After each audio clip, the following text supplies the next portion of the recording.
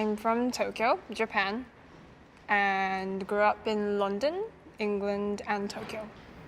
How long did you split your time back and forth between the two? No, I was born in Japan, grew up there until I was 5, then moved to London for my dad's work, and then lived there for 3 years, I think, and went back to Japan. So most of my life has been in Japan. And how have those two cities influenced you musically? Musically, I'm not sure. I would say that a lot of my musical influence probably comes from Japanese traditional music, and I played my violin throughout the time I lived in London and before that, so I never thought about that. Thank you.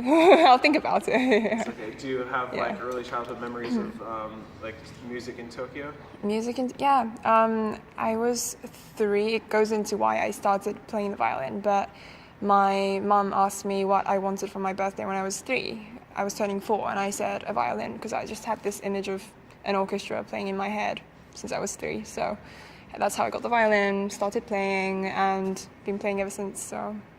So you were the one that was that asked for the violin, it wasn't your parents? No, not at all. They weren't really imposing anything on me. It was just pure interest on my part. And yeah, I didn't really like practicing.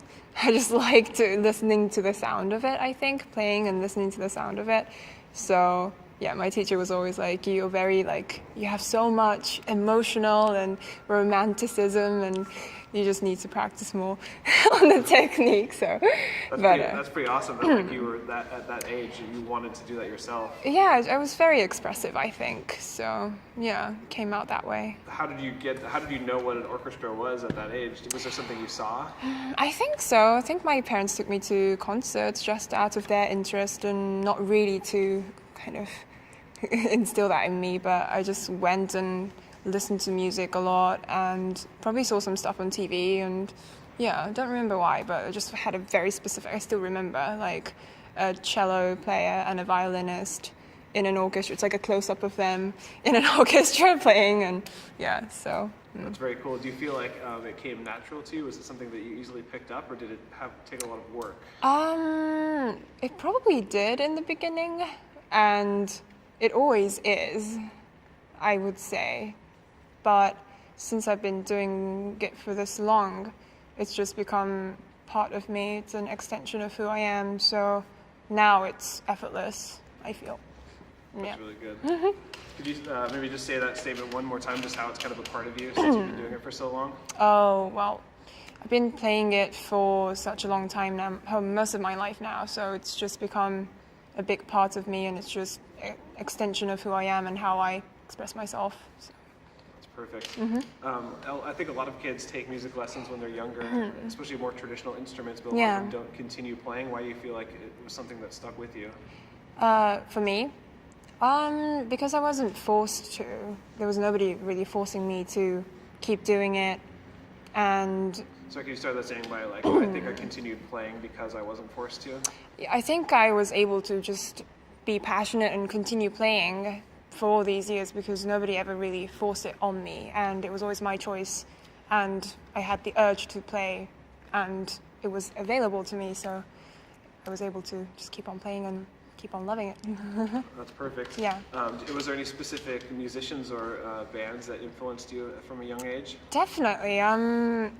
So I started violin playing classical. Excuse me. It's okay. And then gradually I got into other kind of music, and when I was 14 I started taking jazz vocal lessons. I started singing, and then I got into jazz, and the album that really had an impact on me was Waltz for Debbie by Bill Evans, and also around the same time I started listening to the Beatles, so those two had a Beatles Rubber Soul. It's my favorite album still to this day. I listened to those 2 CDs since I was 14. Well, around when I was 14, 15, that was on my, we used to have those CD players. It was on it all the time, I feel.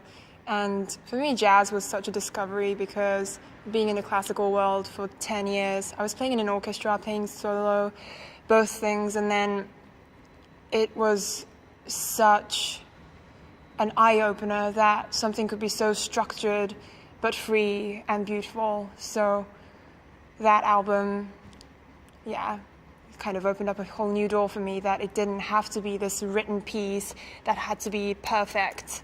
Like, I guess listening to jazz made me realize that beauty is in the imperfections, sort of. So, yeah.